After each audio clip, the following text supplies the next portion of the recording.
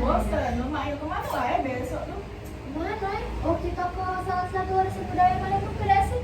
Nah ayo, mau besok libur pula ada gawe kita kan.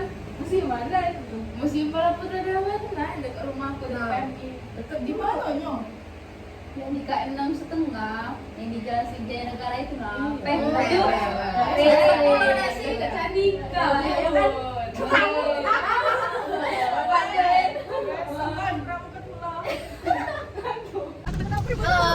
Nanda sini.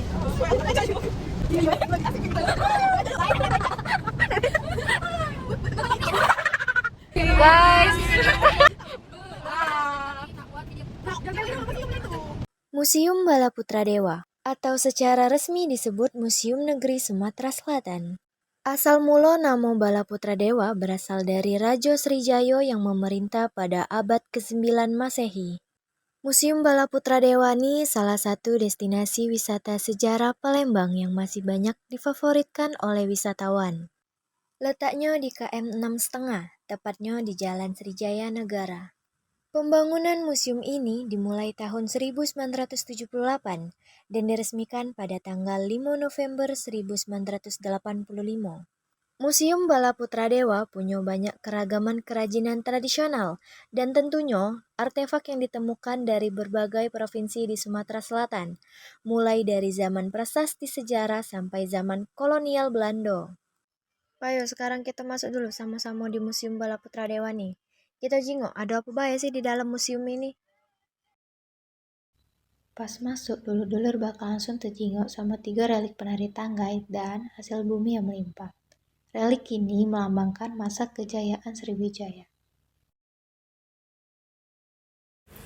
Pas nak masuk ruangan pameran gedung, dulur-dulur bakal jingok koleksi masa gratikum.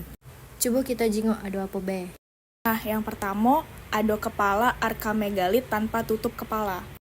Nah, yang kedua ada kepala arka megalit pakai tutup kepala. Yang ketiga ada arka megalit orang menunggang kerbau. Yang keempat ada arka megalit.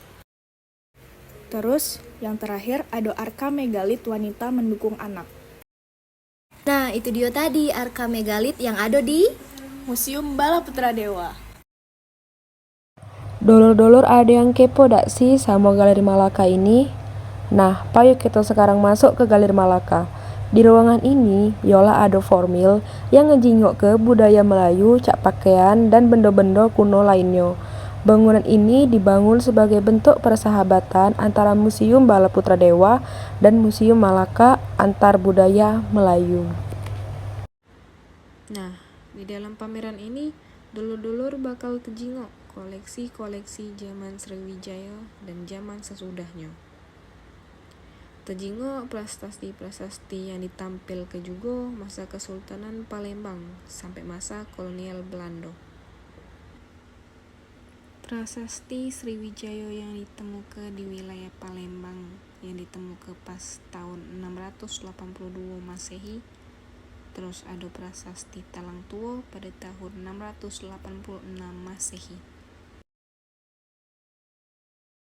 Ini senjata apa sih ya? Di sini tuh ada pedang Belanda. Pedang ini terdiri dari 3 bagian, yaitu hulu, bilah, sarung. Bagian hulu terbuat dari tanduk binatang yang dipahat berulir dan ditutup lempengan besi pada bagian atas dan di bagian bawah dengan desain melengkung. Bagian bilah berbentuk agar melengkung dan mempunyai satu sisi tajam, sedangkan bagian sarung berbentuk pipi memanjang. Pedang ini digunakan pasukan Belanda pada masa penjajahan Belanda Indonesia. Jin, lihat itu Peh, ayo. Apa sih ini? Ini tuh mata uang masa revolusi fisik kemerdekaan, dikumandangkan pada 17 Agustus 1945. Untuk sementara waktu, pemerintahan Republik Indonesia memberlakukan 3 jenis mata uang di seluruh wilayah Republik Indonesia, yaitu uang De Javaseis Bank, uang pemerintahan Hindia Belanda, dan uang penduduk Jepang. Gitu. Nah kawan-kawan, di sini ada ruangan pameran hibah yang dimana ini tuh hasil kerjasama antara berbagai pihak yang telah bermurah hati buat ngibah ke koleksi berharga mereka buat dipameri ke masyarakat. Nah selama pameran ini kita bisa berinteraksi langsung dengan koleksi yang ada di sini. Di sini kita bisa jingok koleksi patung dan arca yang ngegambar ke kepercayaan masyarakat kita dulu. Patung-patung ini tuh dibuat dengan detail buat nunjuk ke penghormatan mereka terhadap dewa dan roh leluhur. Di sini juga kita bisa lihat kostum tradisional dan tekstil, motif dan warnanya juga begitu kaya dan beragam. Ini tuh menggambarkan keindahan kreativitas budaya Sumatera Selatan. Setiap kain juga punya cerita dan filosofi dewek-dewek. Nah, di sini kita bisa lihat pameran gergaji kayu kuno yang beda sama gergaji modern yang biasa kita lihat. Alat ini tuh terbuat dari besi dan kayu yang dirancang khusus buat motong kayu dengan presisi. Buat kawan-kawan di sini yang pengen memperbanyak pengalaman, museum ini tuh nyediake papan informasi dan instalasi interaktif di setiap sudut pameran. Ini dirancang biar kita bisa memahami lebih dalam konteks sejarah dari setiap artefak yang dipamerkan. Di sini banyak sekali beragam barang-barang zaman dulu seperti pisau, alat masak, logam, dan juga transportasi seperti sepeda ontel. Sepeda ontel merupakan ikon transportasi zaman dulu. Pameran sepeda ontel ini bukan cuma tentang nostalgia, tapi juga penghormatan sama warisan budaya dan teknologi transportasi yang sudah mempengaruhi kehidupan banyak orang.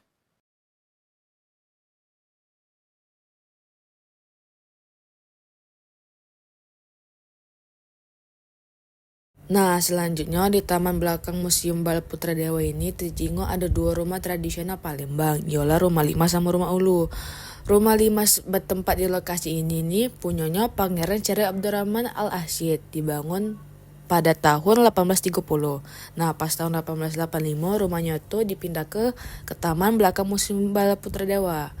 Rumah sikoknya tuh adalah Rumah Ulu. Rumahnya berasal dari daerah Asam Kelak Kabupaten Komering Ulu. Nah, sekarang usianya lah 200 tahun. Halo guys, jadi kami ini selesai. Lah selesai. Terakhir. Lah selesai buat video vlog. Benar. Awas nih. See you. Dadah guys, see you. Sekian video dari kami, terima kasih telah menonton. Dadah! Dadah.